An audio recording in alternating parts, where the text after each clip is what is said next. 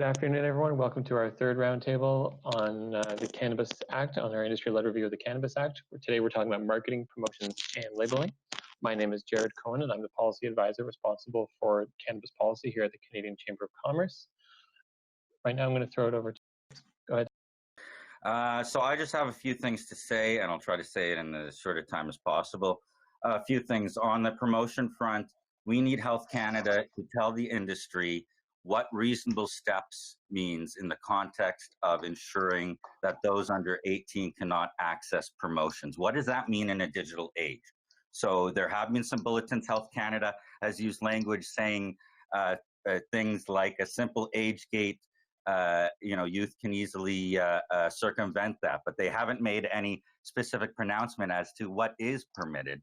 And so we need to know that, is a probabilistic marketing system where you use a system that uses a person's data to determine whether or not they're a youth, is that permitted? Or do you have to ask them?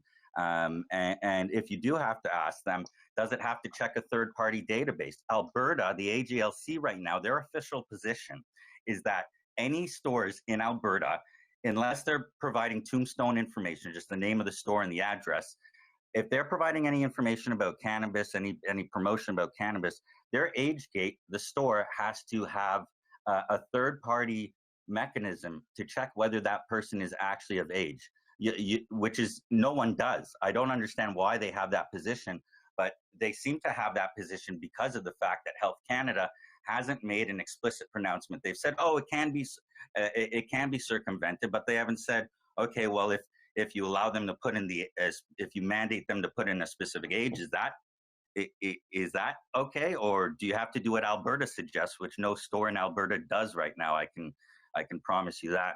A couple more things. Health Canada in July 2020 released a bulletin that was extremely distressing. So the bulletin itself was a prohibitions bulletin, which is fine. A lot of it made sense. However, if you go down and see when they start talking about inducements, it's very concerning. So they say in this bulletin that their interpretation of the act is that a person that sells cannabis or cannabis accessory must not provide inducements that might encourage non-users to begin using cannabis or that might encourage excessive or heavy consumption. All right, well, that's not what the Cannabis Act says. I invite anyone to read Section 24.1. And even more confusing is that they say that all discounts that are not permanent price reductions, like when you see OCS price drop, that's a permanent price reduction, or it seems to be. But this bulletin says that no cannabis seller can put any sort of discount, any sort of discount that's not a permanent price reduction on their cannabis or accessories. And if that is the case, which is a ridiculous interpretation, and from my perspective, it doesn't fit the principles of statutory interpretation, then that means that every single lawful seller or producer of cannabis in Canada that has a temporary discount on any products is committing a Cannabis Act offense and should go to federal penitentiary for the next 3 years. It's ridiculous. I don't know how this came to be, and I'm going to post a link to this bulletin. It appears to be a real bulletin from Health Canada.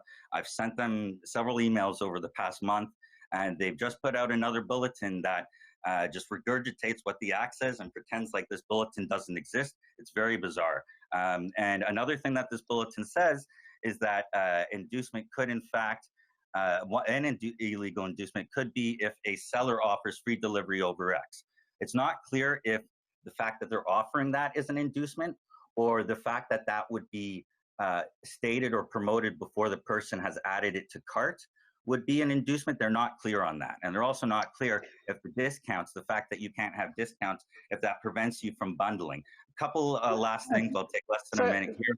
I think we need terpene data on bottles.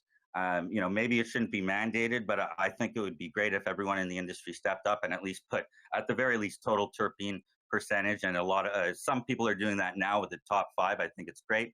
I think we also need harvest date on the bottle. And I think what else? I think that's about it.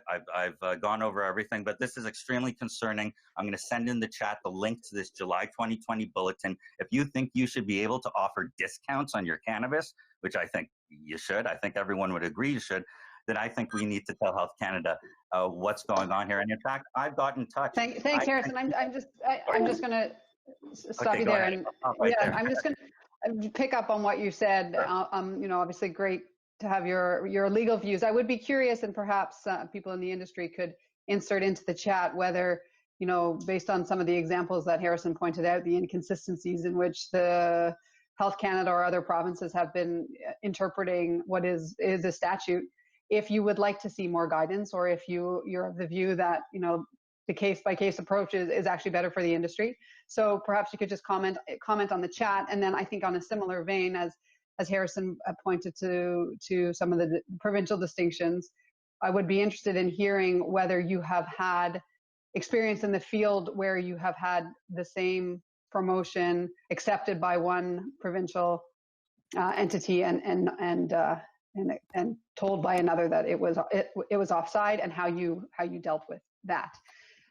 So we will move on to Megan, and then from Megan on to Wei. So Megan. Awesome, thank you. I'm coming at this from two different perspectives. So I spent over a decade in the media and publishing space in Canada, and I've spent the last couple of years on the medical cannabis side, and right now I'm currently running a medical cannabis clinic. So I'm coming at it from both of those perspectives. I think, you know, when we look at the regs in general, we do not, there's no distinction between medical and recreational cannabis, and I think the marketing of those pieces is potentially very different. I think when you look at the recreational side, part of the only reason that I there are, sorry, I think somebody needs to mute. I think from the recreational side, I think we see a disparity between the regulations for cannabis and alcohol, and I think that's been a topic of discussion before, but I think that that's a major thing that needs to be rectified. I think we need to at least be on par for recreational cannabis with alcohol. They're both legal drugs. You know, alcohol has the ability to tie their advertising often to lifestyle, which is strictly prohibited. You know, I think if we did a side-by-side comparison of what an alcohol company is allowed to do to promote their products versus a cannabis company, it's shocking to me that they're allowed to do as much as they are, and cannabis is so restricted. So that's one point. But on the medical side, I would say the disparity is also, you know, we are seeing, while it's more difficult to find mainstream physicians and healthcare practitioners who are willing to offer this through their clinics, we are starting to see that normalization, and more mainstream clinics are offering cannabis authorizations through their physicians.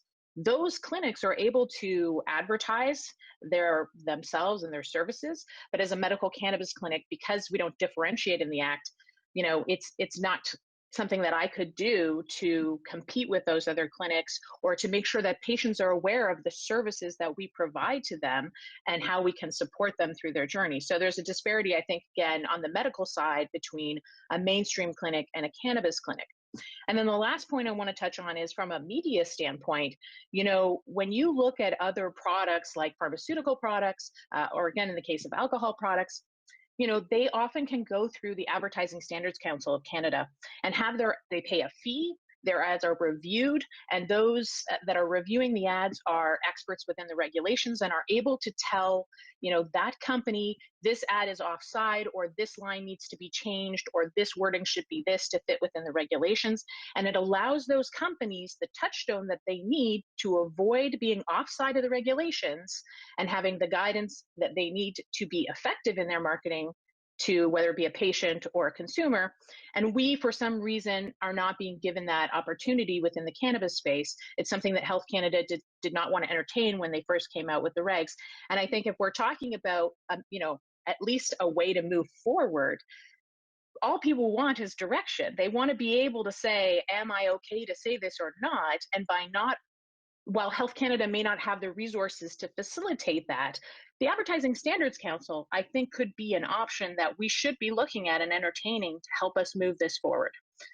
And that's my piece. Thanks very much. Great, Megan. Thank you. Picking up on a couple of things, I'm glad you raised ad standards, and you raised the point for those who aren't aware that when the Cannabis Act was being put in place, there was a suggestion by the industry that ad standards would be engaged as an oversight body or an advisory body. And as Megan pointed out, Health Canada declined and said that they were going to have the resources to do that in-house. I think, Megan, you've suggested that those resources aren't there. So a couple questions for the chat. Are you engaging with Health Canada to try to seek pre-approval of promotions? If you are you getting an answer, or are you getting we will get back to you and then no response? Or are you just declining to engage with Health Canada because you know the answer is maybe not going to be what it is that you want to hear? And then similarly, I think, as Megan suggested, hands up if you would be supportive of trying to re-engage Health Canada to look at ad standards as a review body. If you would be willing to sort of submit your promotions in advance to an industry type body who would give you that advice. And then another food for thought as we're listening to the next person, I'm going to go to Wei shortly on Megan's point, and this has been raised by many people about bringing cannabis and alcohol on the same playing field from a promotion perspective. Is that the right approach, or should we be looking for something different? Is cannabis, do you want the same restrictions as alcohol, or is it better to have natural health products or over-the-counter drugs? They are subject to less restrictions than alcohol, so is asking for alcohol the answer? So some additional things for you to think about. Wei, over to you. Hi, my name's Wai, actually, and I'm a designer, so I work on. I've been working with a few cannabis brands for the last few years, and like one part of the restrictions, and riffing off of what Megan was saying before, that this industry is fairly I think, like too tightly regulated, and your opportunity costs for building differentiating brands are too high at this moment. And one way to come, if you look at the illicit market as an example of what, like, what they're doing with their brands and how they're promoting themselves in the market, they're you can see that they're not adhering to, obviously, any of the things that have been set forward. So they have more liberties in terms of what they're allowed to design because they're regulated by nobody. It puts the legal market at a huge disadvantage because you're not communicating the way necessarily to be able to attract and speak to the demographic that would be purchasers of the products. And then what you're inherently doing is you're promoting the black market, the illicit market in that sense, right? So, even just as a really prime example of like just overly tight regulations is just looking at some of the legal packaging, right? Like your opportunities there are crazy minimal. Your logo has to be a very specific size. Your typography and your naming conventions and all this is like, it has to fit within the very regular, like it has to be the same type of like typographic height as the warning labels. And it's like, you really, it's like trying to fight a fight with like two hands tied behind your back, right? Like you're unable to fight on an even playing field, but you want to squash a market that doesn't adhere to like certain standards. You wouldn't be able to achieve that goal anyways, because you're not giving the necessary tools to the people who are trying to combat that type of industry. Instead, you're making it more difficult for brands to be launching markets, for people to be able to recognize, right? So, looking at other regulated markets like, alcohol, maybe that's a first step, but like, obviously, like contextually, every product that people consume within the cannabis space is different. So every single product should be regulated differently. Like edibles should be regulated differently from something you inhale, from like, even from, pre-roll or flowers to like even oils, or there's a technology component to that as well. So like, it's just understanding like where you think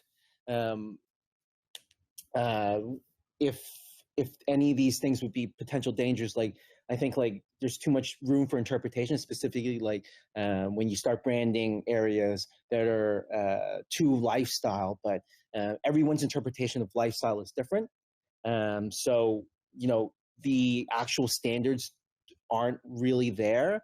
And if you think about like, you know, things that don't appeal to children, well, what if a brand has, say, an illustration as part of their identity, right? Then, but it is geared towards an adult, but could be interpreted as something that could be for children, but it's not. You know what I mean? Like, so I think like, you know, moving that approval layer to a regulated body that already has that kind of experience would be a lot better than, you know, more like government agency, because like I've been doing it for about 3 years at this point, and it's the same answer I've been getting now that I've been getting 3 years ago. And, you know, for an industry that we should be capitalizing on as much as possible, it's moving fairly slow, you know, to be a productive type of exercise, right? Great. You know, thanks, Why. And I guess listening to you sort of made me think, to your point about sort of being double-handed here. You've got restrictions on promotions that people would see outside of a retail environment, but then you also have restrictions inside the retail environment. So do we need both? And which would the industry think from, you know, an education perspective or combating the illicit market? Maybe you keep them outside, but once you get into the store, you loosen it, or would you rather keep it inside? I mean, there's lots of ways to sort of tackle this based on your learnings over the last few years. So I think we'll go to Paul next. Yes, hello. Thank you for hosting this. This is great. I just want to kind of approach it from maybe big picture, because I think we're trying to introduce some drastic shifts in how we approach cannabis regulations for the long term. So there's a lot of tactical stuff we're talking about. I'm thinking more big kind of fundamental philosophy differences, and I am approaching it from product development in the recreational market. And I think everything has been said already, but maybe just a bit of a different kind of verbiage. This kind of fundamental approach to plain packaging is leading to rapid commoditization of our products.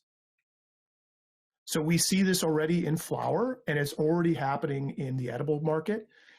And by commoditizing everything that we sell through plain packaging, this leads to bang for buck shopping, which is kind of reckless consumer behavior. It leads to low margins because we're trying to like basically all fight for the bottom. And as we want to grow the Canadian industry internationally against America, this is restricting our brands from starting to get some sort of reverence in America. So fundamentally readdressing plain packaging in the fight against commoditization. And then I couldn't agree more that we do need to kind of reconcile our marketing restrictions against the wild west of beverage alcohol. There is this fundamental hypocrisy that I think we all dealt with because we were just happy to get it legalized, and Rome wasn't built in a day. But that idea of like, yeah, okay, well, we showed that the world didn't end, not least not because of cannabis. And we also showed that, you know, we can act responsibly. So now let's take the next step and reconcile the hypocrisies of beverage alcohol marketing with cannabis marketing. I'm not saying they need to be the same, but we do need to kind of go line by line and say, well, why can they do this, but we can't do that? Why can they label that, but we can't do that? So I think my two kind of underlying responses to this whole thing, and thanks again for setting it up, is restricting commoditization of our products and improving margins and expanding our brands, and then addressing marketing restrictions by reconciling it against beverage alcohol. And again, thank you for setting this up. Great. Thank you, Paul. That was great. Jonah and then Cameron. Perfect. Thanks, Elisa. Really appreciate the opportunity. My name is Jonah Eisenman. I'm a brand manager at High Noon Brands. I work with Y Yuan, so appreciate his comments made. I wanted to bucket my three comments into three major areas. One is on packaging, one is on promotions, and thirdly is on new product development. So firstly, I just wanted to echo Nathan Mission's comments in the chat that, you know, as it relates to promotions, one of the most difficult circumstances is that there's a separation between provincial regulators and Health Canada in terms of what we're able to do from a promotion standpoint. And what I can say is that clearly the promotional framework in provinces is developing kind of independently using the alcohol industry as a guide. I came from the alcohol space, and pricing and price changes were quite a formalized lever that we use quite actively across our product portfolio. And today, I know BC was the first to bring to market kind of a limited time price reduction framework as well as a permanent price reduction. Alberta as well is bringing a limited price reduction framework and a permanent price reduction. However, those limited price reductions are only applicable for products that the warehouse has more than 8 weeks of inventory on hand. And so their own compliance teams bar the boards from putting products on promotions that are proactive price promotions or price drops meant to drive increased sales velocity, as opposed to today where they're essentially only defensive price drops meant to offset like dead stock inventory in the warehouse. And so, for us as brands, as the operators come more into the space, we need to be able to work more proactively on promotional pricing on a board level. And I think the industry could benefit from some degree of standard or guidance from Health Canada on an acceptance of promotional type pricing. The next comment I wanted to make on that actually is that, today there's quite a gap in terms of the types of promotions that we can run direct to specific retailers. So us being a startup and a small digitally focused company, we pride ourselves on being able to be nimble and to create solutions that are unique in driving the brand awareness of not just our house's brands, but also our retail partners. However, specifically in Alberta, there's quite stringent restrictions in our ability to do any type of promotion that's driving consumers to, a retail banner like 420 Premium or Nova, or to really establish these relationships, which, frankly, it's beyond being challenging. It's tough to understand why we're not enabling brands and retailers to more effectively work together on creating fully compliant promotions. And specifically in Alberta, I'd say it's the biggest gap. Last piece on the promotion side is that, we have run Snapchat campaigns, we've run Buddy, paid media campaigns where we're driving our consumers to OCS.ca or Alberta Cannabis or BC Cannabis. And those bodies don't have a consistent medium of sharing web traffic data. And so there's no way for us to meaningfully gauge success of these campaigns if they're not able to share first order data, versus our retail partners are much more open and invested in understanding how the levers that we're putting in place are driving the success of our shared interests. So it's all to say that I think the boards have a long way to go in terms of enabling more proactive promotional engagement in terms of information sharing, and then also restricting regulations on how brands can interact with retailers. One comment I'd just make on packaging is I want to give kudos to a lot of the people on this call and the strides that have been made over the last 2 years as it relates to packaging.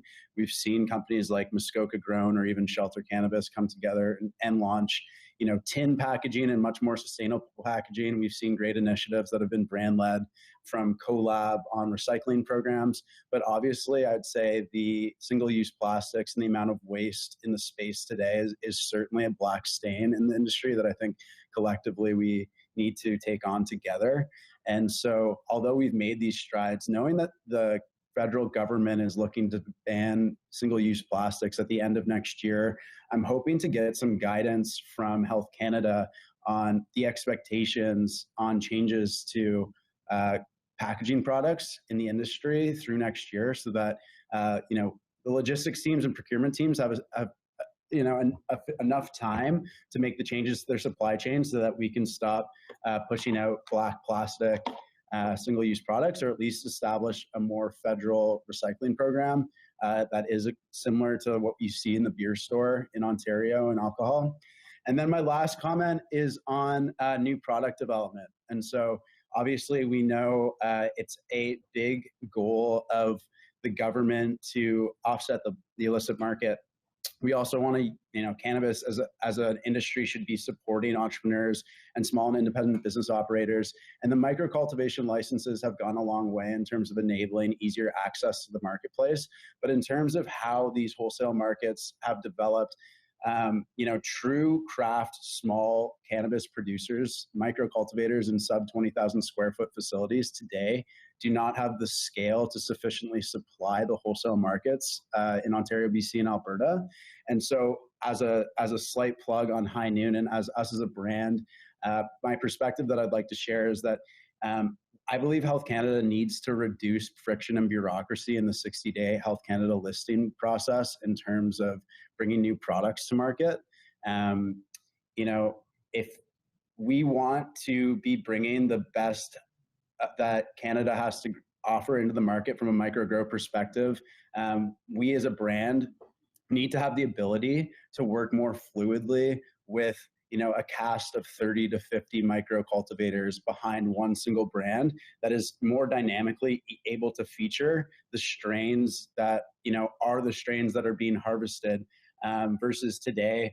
I'd say the life cycle of products and brands, it's tough to imagine introducing new products and brands to market in less than a 6-month period. And so I think that there's great opportunity when it comes down to that Health Canada listing period, if we could get it moved from 60 days to 30 days to enable much more dynamic interaction between brands, micro cultivators, and the wholesalers in terms of, again, bringing high quality craft cannabis featuring the best strains that Canada has to offer at prices that are affordable and comparable to the illicit market. Great. Thanks, Jonah. So I'm going to go to Cameron next, but a couple of, just to pick up on a couple of things that Jonah said to throw out there for the group. If you're thinking about some of the issues you're having or the difficulties you're having centered around the restrictions, just to be a bit more precise about that, is that frustrations with the medium? I mean, there's quite a bit of flexibility to do online promotions as long as it is a informational or brand preference promotion. So is it the frustration with the medium, or is it the frustration that it's difficult to create content that is in line with the definitions as they are available, which is quite limited, on informational brand preference? So I'd be interested in hearing a little bit more on that. But now we'll go over to Cameron next. Yeah, thanks so much. And yeah, Jonah, very, very, very good points. I would just, a couple quick things. So Megan brought up earlier about involving ad standards, which I completely agree with. I co-chaired the Coalition for Responsible Cannabis Branding in the lead up to legalization. And Janny Yates, who's the CEO there and continues to be the CEO of Ad Standards, we did the rounds very aggressively to try and make that happen, but they were not interested. They didn't feel at that point that ad standards could play a role. I'm not too sure that they would want to revisit it because, again, barring any sort of shock, I really don't think they're going to move the needle too much on this. But I do agree there needs to be some form of a pre-clearance aspect. Right now, and I said it in the comments, compliance can go in two directions. One, the actual applicability of the act itself, and I know that this has happened at the licensed producers that I've worked with, who are told that they are they have violated the quote spirit of the act, which makes no sense whatsoever. If they believe that the act is too tough, then it has to be outside of just one or two or three people's opinions of whether or not it's in breach. If they want to formalize what's going on, if they want to formalize that there are issues, then they can't use they should formalize rather that concerns that they have that are happening across the industry into changes to the act versus always kind of this litmus test of what is or isn't within the spirit, because it leaves it too open to interpretation by, as I say, a very small number of folks. And David Pellman, for example, is one of them. And I've worked well with him, but I think oftentimes there's this belief that if it doesn't pass his smell test or compliance's smell test, you run afoul, and a lot of planning on marketing and promotions and that kind of piece is very easily derailed precisely because they don't give guidance in the lead up of product development. The last thing I would just add is beverage alcohol. There was a suggestion that beverage alcohol should be a model for us. I'm not entirely sure that we want to go through to have a model that is, basically beverage or tobacco aspects or what have you. That's where we're at right now. We need a unique set of rules as opposed to a one-size-fits-all model. Right now, we're all basically operating under the tobacco model. Why? Because the perception is that we are just no different whatsoever from cigarettes, and unfortunately, that is what has guided this. And I should also point out that beverage alcohol is widely viewed across the government to have been an area of where they have gotten it badly wrong. But they're not going to. The lobby for that is so much more powerful than we are. They are not going to change anything around, and frankly, they're in a bit of a honey season anyway, that sector, because of the fact that they're doing so much to help during the COVID crisis and making hand sanitizers, this, that, and the other. But that model is fraught for us because they really believe they got it wrong, but they think that they absolutely got it right by applying the tobacco moniker to us. And I guess that would probably be it, except that I would just reiterate again, and it's not disagreement at all, but again, one of the issues we have here is public health versus economic development. And so when we talk about small, medium, and large producers, again, if you don't have a shared mandate with a financial or an outward-facing fiscal or economic portfolio, nothing is going to change. Health Canada's job is to say no. They are a regulator. They are not in the business of trying to facilitate business growth. They don't even do that for the pharmaceutical industry. So if in the only way you're going to get these kind of things changed is again, by having that change in terms of splitting the mandate. But again, the branding and marketing regs are one thing, but the enforcement of them are on the other. And that's, again, where I want to underscore this idea of the spirit of the act versus the act. So there's a lot of different things I think that we need to talk about here, but first and foremost, we need to go into this with the realization that we are being held to a standard that other sectors are not, and that is not necessarily going to change because we are still, again, grudgingly viewed as something that has been gotten right out of the gate, and hands off, don't want to touch it, and that's just going to be the end of it. So the lobby on this, as it is with everything, has to be pushing to get a share of this mandate into economic ministries, because otherwise nothing is going to happen. Thanks. Thanks, Cameron. And look, what you just said really, really resonates to me, which is, I think, why I asked the question about guidance. If you ask for guidance, you're not going to get guidance you want. So your point about enforcement and what the spirit of the act, I think is very central to this whole discussion. So question for the group then is, where are you seeing the enforcement that is tying your hands, that's creating the restrictions around what you're doing with your brands and your promotions? Is it around the age gate? Is it around lifestyle? Is it around the medium that you're choosing? Is it around, like, where are you getting that feedback that what you're doing is offside the spirit of the act?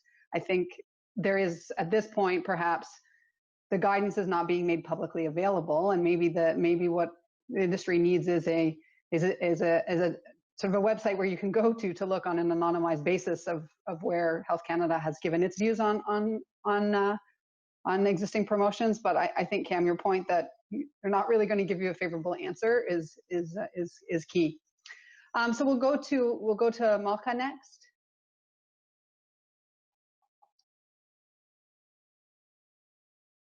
Can you hear me now? Can you hear me now? Yes, awesome. Thank you so much.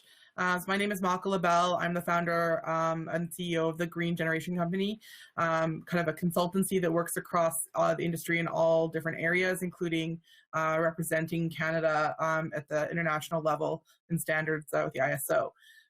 So I just wanted to call out something that is, I think, really missing from the conversation but has been touched on, and the clarity for this for me is super clear, is that the labeling and packaging of products is being utilized, the rules around it are being used against the legal industry by the illicit market. And I actually have a pile next to me of examples of illicit products that look just like the regulated products because they're following all the same guidelines, but then are able to really do anything else around that. So the point that I'm trying to make is this is a point of real friction where the illicit market can continue to thrive because their products are indistinguishable from legal markets, but are better because they have more marketing, more colors, more communication and education on what their products are good for, both on the package, on their websites, and in dispensaries. And it's also a point where the general public doesn't know that that's a problem. So we conducted a focus group in 2019 of people between the ages of 18 and 30 in Alberta, just asking them, hey, did you know that Health Canada approved cannabis? And where do you get your, are you a user, and where do you get your products from? And we kind of left it open-ended. And most of the people, like 90% of the people that we spoke to, and there was over 100 participants, said that they thought that they could buy cannabis and use it wherever they wanted. There was zero public information disseminated that they were aware of. And again, this is just in the focus group that communicated the difference between illicit products and legal products. And from a packaging standpoint, they assumed that what they bought was legal, and they didn't even care if it was illicit because it looked like it had all of the things on it that they believed would be legal. And therefore, the perception is 100% the truth here. The general population has no idea around these regulations that are preventing cannabis growth and prosperity. The general population has no idea about the hurdles that this industry is facing on a day-to-day basis just to get their products out there in front of them. And all that they're hearing about is the headlines, which is the only point of communication, because if they're a publicly traded company, they can make those headlines. And this is the issue. We do not have a way, or there is no way, to a mass awareness campaign to the population of Canadians about what is legal, safe, and allowed, and what isn't. And until the government or a group of cannabis people, as well as not-for-profits and special interest groups that are all on the same side, get together and make a national campaign of awareness, whatever that looks like, multifaceted, I believe that's what will help in this situation, so that the consumer, the end person, knows what's real and what isn't. And it's going to be multifaceted, and that's what I believe needs to be the case. But there needs to be a significant awareness campaign, and not a marketing campaign, an awareness campaign made for the population of Canadians, so that they are informed about what is allowed and what isn't, and what is real and what is illicit. Thank you. Thanks, Malka. And I know I've heard some of the academic and medical community criticize the industry for using education campaigns or awareness campaigns for promotional purposes, and they feel that should be taken out of the hands of industry and be put into a neutral body. The government itself should be doing those campaigns so that it isn't seen as really just a cloak for your own brand promotions.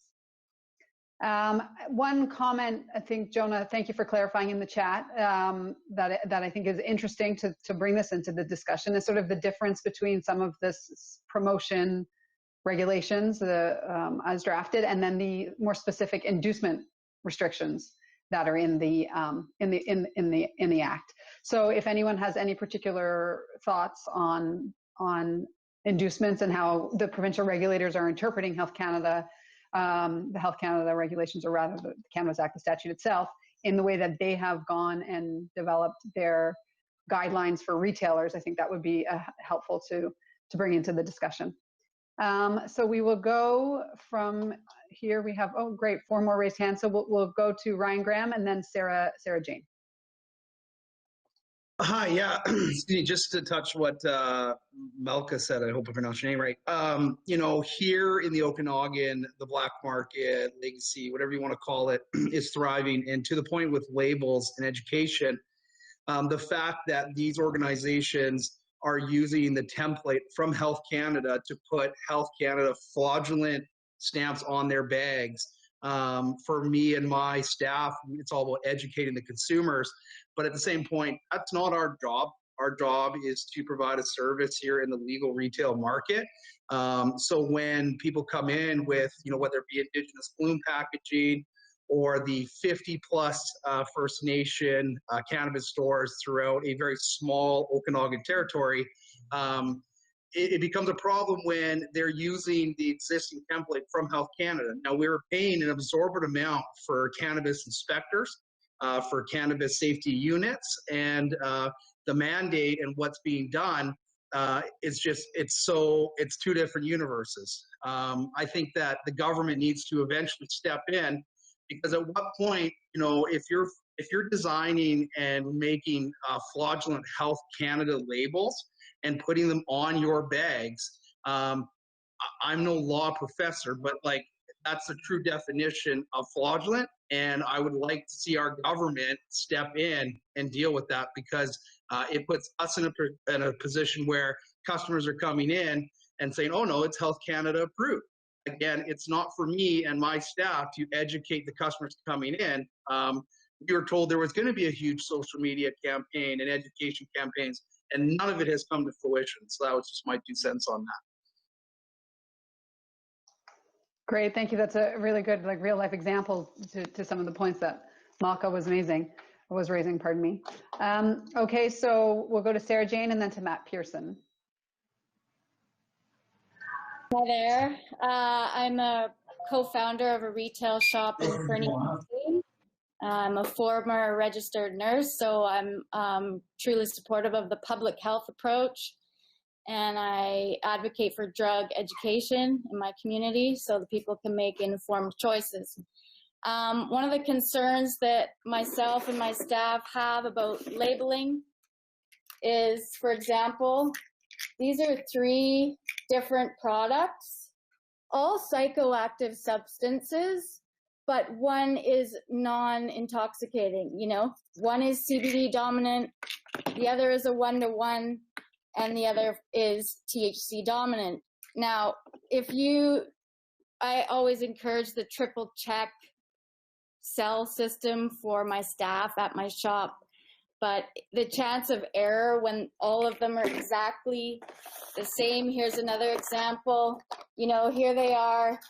They're adhering to Health Canada's rules of plain packaging, but they're all different strengths. So just for safety and error reduction, audit accuracy, I'd love to see some differentiation between CBD and THC products.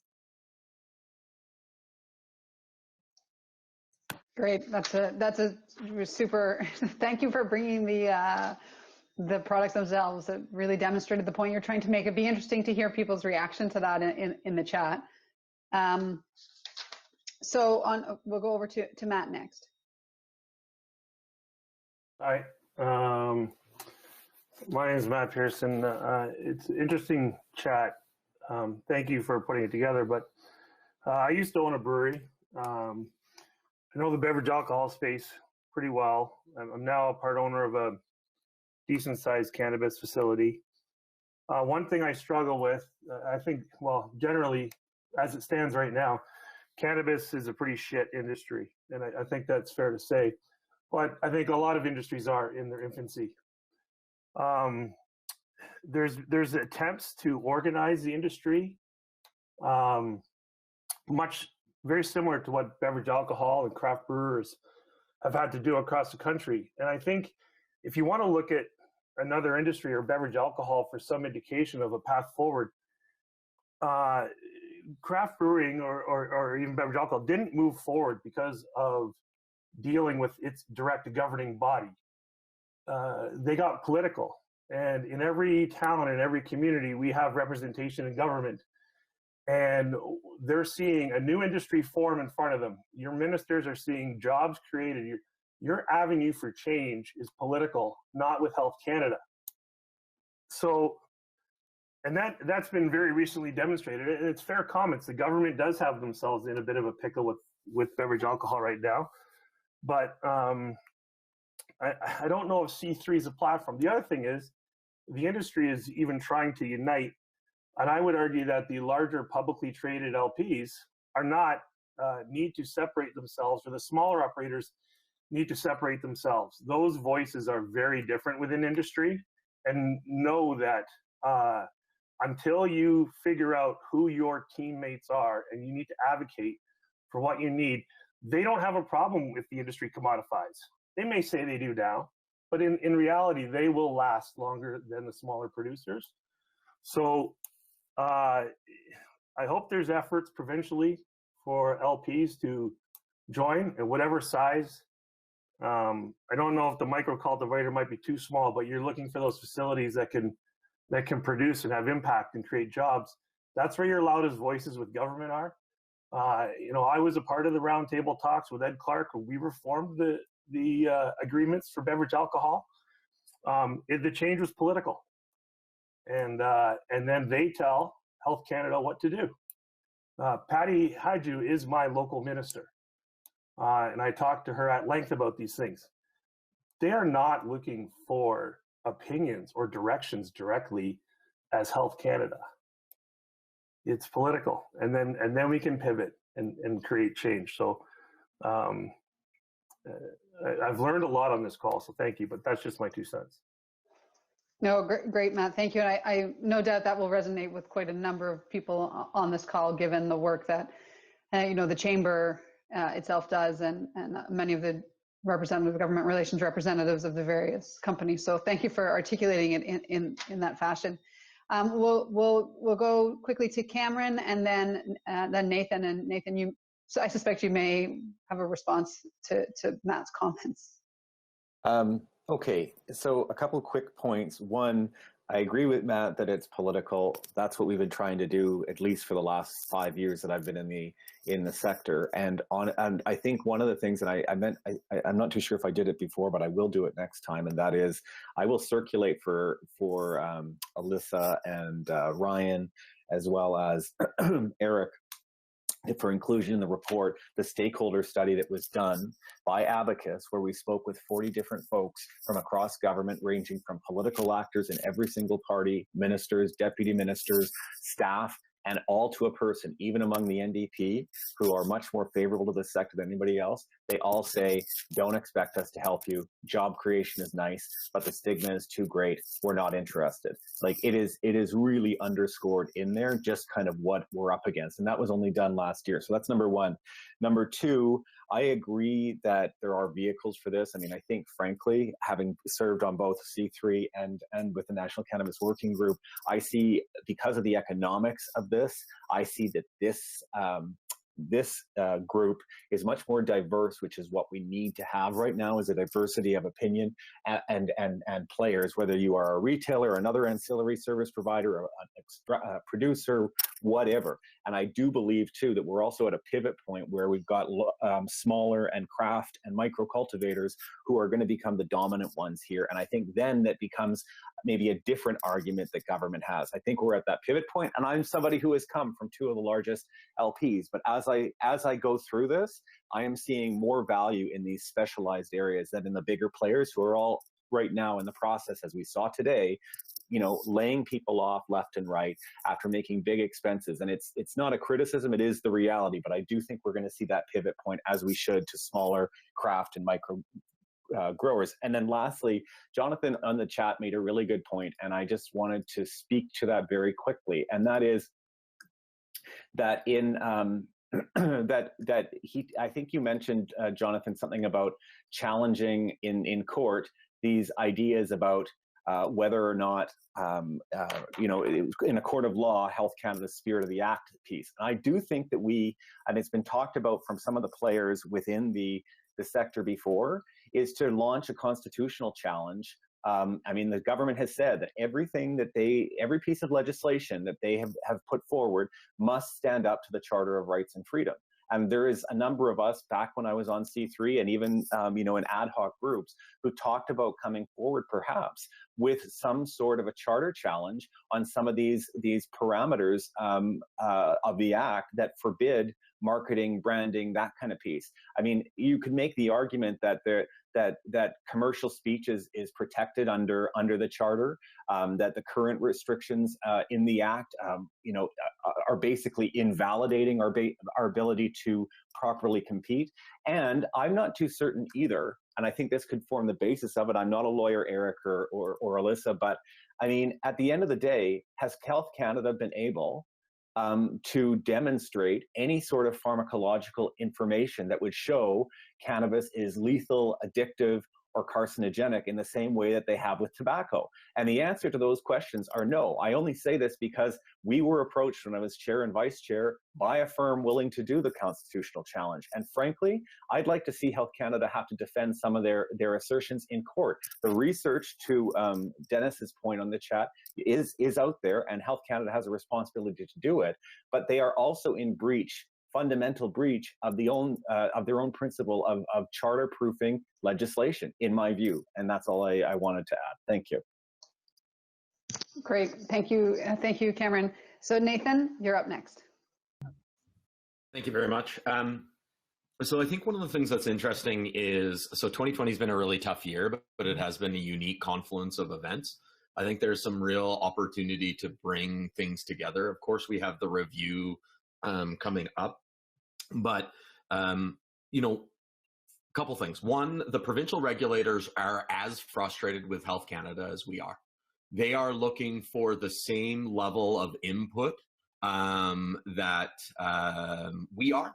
You know, there's many circumstances where they're asking for clarity and they're not getting their phone calls responded as well. And I think that's an opportunity for us to work together with the provincial regulators to ask for a base level of clarity that we as a sector need to make sure that we're on side, because I don't think any sector is conforming to the rules as ours is, considering the rules for our sector are more stringent than nuclear power when it comes to the 3 orders of government. So I think there's lots of opportunity for us to take somebody who could be an adversary and make them an ally and ask them for help in creating a best practice review and clarity so that they understand how to interpret the rules. Going back to inducements, I think there's some really interesting parallels. We have to remember that the original consultations and the task force for cannabis legalization talked about the division of cannabis in 3 specific ways: hemp, intoxicant, and health products, right? And I think if we can drive back to that conversation with allies like Honorable Anne McClellan, we can have some very different, interesting conversations where we don't have to tie ourselves to alcohol or cannabis, or sorry, tobacco as our parallels, but we can actually create the division for the cannabis products and sector that we so need, so that we can create differentiations through non-psychoactives, psychoactives, psychoactive products. Where I do think that is important and making that parallel is regulators in this time of red tape reduction are looking for something easy. And I do think when you see Alberta having over 1,000 submissions for its inducement consultations, I do think you'll see a harmonization of inducements towards alcohol, which will give at least a first step.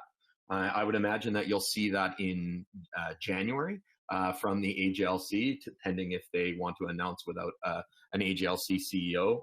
They do have an interim CEO, but that is an interesting opportunity for us to do. And then I think the other point is, you know, the review process is a really important point, and it's, you know, crucial for the sector to go at Health Canada. But again, we have to remember that this is a 3 orders of government approach, and there's a lot of bloody jobs that are being created in municipalities and tax revenues that are being created at the provinces. There's lots of opportunities for us to work at other orders of government to create opportunities and use changes like a confluence of events, like the plastic ban. You know, municipal recycling agencies are suffering really difficult challenges right now, and so is provincial regulations. Perhaps it's a deposit on cannabis products that can create a return policy that allows us to move over off of plastics into other non-renewables. So I think there's more allies than we think out there for us to start to change the conversation. And instead of us being on our own, fighting the fight where we're bashing our heads, getting calluses on the front of our foreheads, there's an opportunity for us to get other people to sing our virtues and creating grassroots mobilization. So I just wanted to add those points because I think COVID has changed a lot of things, and we can talk about cannabis in a different way because we're one of the only sectors that's growing right now. And we should be very proud of that in this difficult time. And people are starting to notice, but we need other people to sing those virtues, not just us. Thanks. Thanks, Nathan. So we'll hear from Kim Purchase and then Shane. So Kim, go ahead. I love that I get to go ahead of you, Shane. Sorry, everybody. As I've been listening to this conversation, there's 2 things that really struck my attention. The first one, I guess, from a big picture perspective, is many of us on this call either, you know, as part of other groups or directly have spoken about the other big picture challenge, and it's come up in another roundtable, and it has to do with the complete lack of economic viability mandate in terms of governing this industry. And that's a real problem because not only do we not have a mandate for it, we have a lot of people who are feeding up and are doing all of the policy and regulatory work that have really no grounding in either business or cannabis. And so we end up at the end of the day, oftentimes either as groups or one-off, going at things either at the regulatory stage, at the RIAS or Gazette 1, when a lot of what they're thinking about is already semi-baked in. You don't see Health Canada back off much when they have things that they have in their RIAS or their Gazette 1. So it kind of brings me right back around to, it predates me, and Shane can probably speak to this because I know he was part of it. But when there was significant pushback about the 2.3% regulatory cost recovery fee, back in those days, there's also big discussions around service standards. And there was a commitment made at the time that there would be a joint Health Canada industry committee set up. And if they can't get their heads around having a statutory mandate for economic viability, should there not at least be some kind of ongoing grounding in real world business, logistics, that kind of stuff before they make the policy, rather than all of us sitting around here saying, well, that label doesn't make sense. Your plain packaging actually undermines your public safety and doesn't differentiate intoxicants. It's like Health Canada approaches all of this backwards. And if they lived up to their commitment to actually include industry in a meaningful way up front, we probably wouldn't be going through the minutia of some of these things. So I think that is something that they should actually institute and live up to the commitment right away. And they could do it without all of this. But I think that if they really do want this to succeed, they really do need to go to that 20,000 foot level and recognize that they don't have all the answers. They understand government process, but they don't understand cannabis and they don't understand business, and they've never had a mandate to do so. So I would put that out there for something that we consider going forward. Great, thank you, Kim. Shane? It's always hard to follow Kim because she's always right. Just quick point on Kim. I think people need to remember from a Health Canada perspective, public servants were dropped in it. They didn't have time to, they claim, to do good consultations. So the regulations you have today are basically one of the worst kind of developed regulations that I've ever seen, and I've been 15 years in federal government. And my job was to challenge regulations in government for, Prime Minister's office, Privy Council, and Treasury Board. But the point is that they were dragged kicking and screaming with a political promise to legalize, and they weren't ready. So hence you saw no consultation.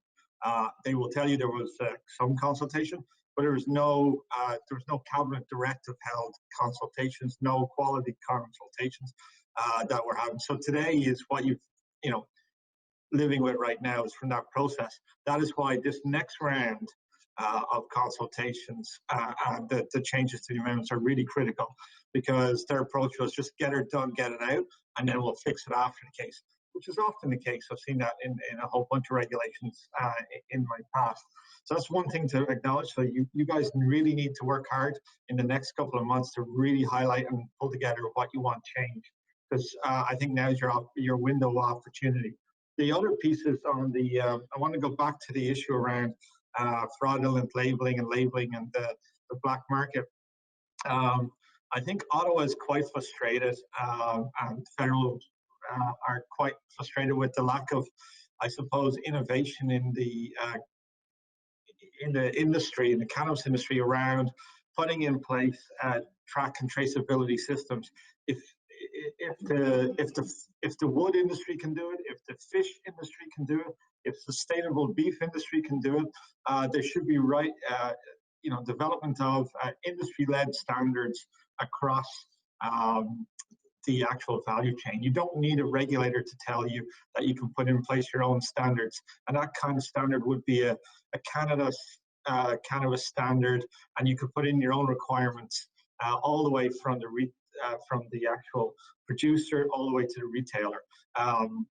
And it's very important that, I think the industry needs to get its act together and come together around some industry-led standards, because Health Canada won't give you those. Quite frankly, if you look at any other industry that's out there, those industry-led standards are going to be key, and we need to pull together everybody on that to move that forward. And unfortunately, a lot of the industry has been infighting on an ongoing basis, and that hasn't been doing. You're seeing a little bit with shoppers trying to do some work on this front. I would say that's highly disingenuous around how they're doing it, but there should be a much larger approach to be able to ensure that there is that complete traceability, and that those people out there at the retail level can communicate that industry standard to the folks, albeit it's not your job. I would actually argue at the end of the day, I think any retailer has a job in education, whether it's selling toy stores, selling cell phones, or selling cannabis. That's all I would say. Great, thank you, Shane. So we have 15 minutes left, and I know we have two people with their hands up. So I think this will work out well. We'll hear from Paul and then Jonathan. Yeah, thanks, Alyssa, and I'll be quick. Just three follow-ups to what I've heard. This has been fantastic. I've certainly learned a lot. The first, just to echo Shane's comments on quality standards. Every piece of agriculture in the country has standards for evaluating quality, like AAA beef. And I think that's, if it's consistent, documented, and something we all agree to, then it's factual and non-promotional. So that idea of being able to agree to a method, like if you go to an illicit market website right now, you can buy by quads, you can buy by AAA, you can buy by AA, not by THC percentage. So the role of quality of flower it's just like any piece of agriculture. So I think that's something that does require some industry cooperation. And then to that point, this whole exercise of packaging sustainability does make me marvel at the level of cooperation the beer industry went through in the 80s and 90s to create the sustainable brown beer bottle. Like, that's probably the most sustainable packaging format in the world, but it also makes me marvel at the level of competitive concessions and industry cooperation that led to that. So I think that's a North Star vision of where we want to go, but I think it's going to require all of us to kind of swallow our branding pride a little bit and agree to some standards of packaging. And then I really thought there was an interesting comment, because I think I'm pretty biased, having worked in the industry, that the negative stigma in the general population is greater than the perceived commercial benefits. So is that something we can, as like an industry coalition, perhaps like judge? Like, is that something that we can commission a white paper or a study or some sort of fact-finding thing to help address that perception that the negative stigma of cannabis is greater than the local commercial benefits? Like, I feel like that's something that we can objectively disprove if we channel some research dollars to it. And that is it. Thank you so much. Great. Thank you. Jonathan? Hey, folks. Jonathan here. I'm the president of Green Amber Canada. And, we're a company that's had to pivot many times in this industry. Like, we're still waiting on our LP to come out and go out. But, looking at these laws here, they're highly restrictive.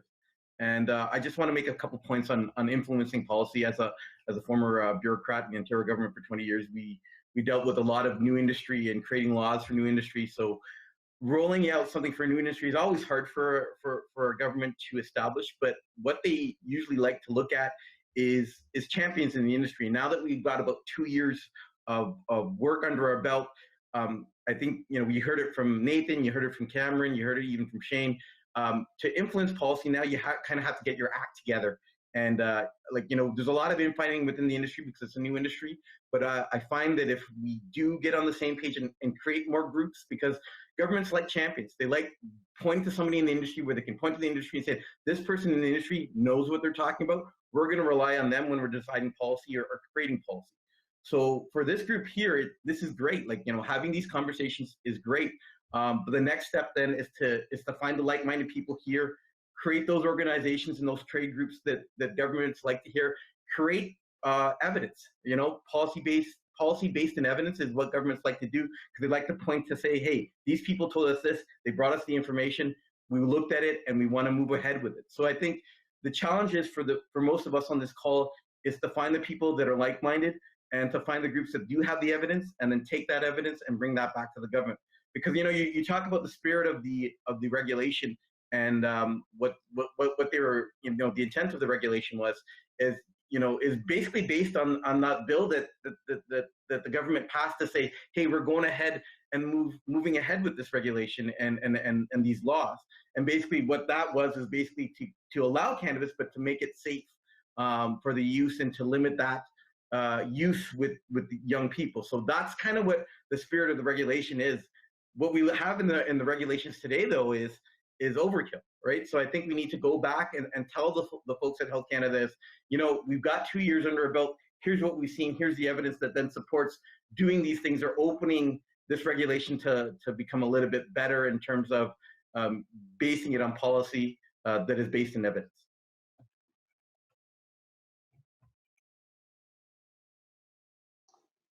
Great. Thank you, Jonathan. I mean, that point has come out clearly in a number of the other roundtables too, is basing everything on evidence. And clearly that would be an argument that will sit well with the regulators. And similar to the red tape reduction, there's a lot of talk within sort of the world of different regulations in a number of sectors that everything needs to be evidence-based. So to the extent that we can speak the language of red tape reduction and evidence, then that's always the way to proceed, except I think, of course, in this case, there seems to be the overarching concern with public health and safety, which is always brought up as an excuse for not necessarily paying good credence to the other things.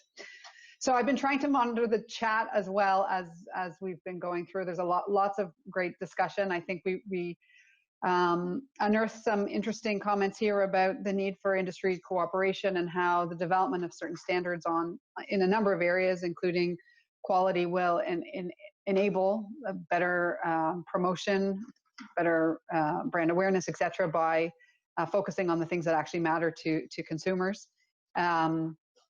And the cooperation in a number of other areas that don't necessarily touch directly on promotion and packaging, but do feed into this. Does anybody else have anything else they'd like to raise in the last couple of minutes?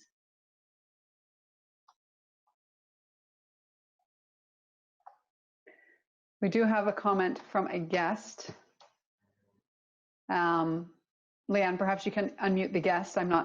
It's just a identifier. I realized my name wasn't in there. Can you hear me? Without an echo? We can, but there's a very bad echo. Oh, okay, well, I don't know if that's going to work then. Maybe if you put your comment in the chat, we can have a look at it. Okay, thank you. Good. Eric, I see that you've raised your hand.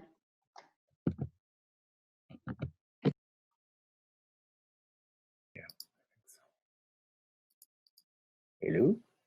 Oops. Maybe now? Can you hear me? Yes, we're there. Yeah, go ahead. Excellent. No, I just wanted to, oh, there's a bad echo. All right, well then I'm not gonna make my comments because clearly there's an echo, but I wanted to thank everybody. Lisa, you did a terrific job. And happy holidays to everybody. Really looking forward to picking the, it's terrible, so I'm gonna stop. That's okay. There are probably some people off mute that's creating the echo. Ryan, why don't we give you a try and see if your echo's any better? Sure. How does this sound? Does this sound okay? Okay. Well, I just quickly I'll do my sort of couple of 2 cents here before we wrap up, and if there's an opportunity to turn it over to anybody else, we can do that.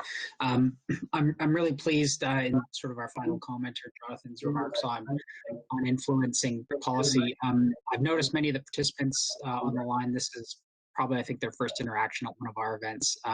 So it is worth sort of letting them know that this is being put together by the National Cannabis Working Group. It is part of the Canadian Chamber of Commerce, which I think adds a lot of credibility to our work. Right now, we're upwards of 80 companies in the industry that are working together to do all of the things and help accomplish all of the things that we want to do as an industry. If you would like to participate in more of that work permanently, I would encourage you to reach out to me or Nathan, or send an email to cannabis@chamber.ca. We would love to get you involved in the work. These public consultations are the first part of our review process that are open to the public and open to organizations that are not members of the chamber. The next phase will be getting into sort of detailed written submissions and the nitty-gritty with our members, as well as some more targeted consultations. We would love for you to be a part of that work. We think, we don't all agree on everything, but we're finding this is a good forum to bring together all different parts of the industry to advocate jointly for changes that are necessary to do all of the things that we've talked about. So this is the beginning of a process, and I really appreciate everybody taking a lot of their time. Elisa, you did an excellent job moderating this today. I want to thank Leanne at the Canadian Chamber, who's been muting and unmuting and handling all the technical side of pulling this together. I'm going to put one more plug in for everybody to fill out our survey, which, along with the chat and the verbal discussion today, will inform our review. So it'll take no more than 10 minutes. There's a link to it in the chat right now. It'll be open for 30 minutes after we wrap up here today. If there's any other comments or ideas you want to share with the group. So thanks everyone for taking the time to do this today. We do have a couple minutes if the echo's gone, if there's anybody else who wanted to quickly weigh in, or if you had any sort of additional closing remarks, Lisa. Yeah, no, I think I would just say that we noted that we will closely review the chat and follow up on some of those on the sidebar conversations that we're having. They'll give us an excellent opportunity to do some deep dives into some of the other issues. So in the meantime, please don't hesitate to send Eric or myself an email with any other thoughts. Feel free to bang out whatever it is that's on your mind, and we can build that into our discussion paper and consideration of next steps. So I think with that we can close out. Everybody stay safe, enjoy the holiday season, and we will be in touch in the new year.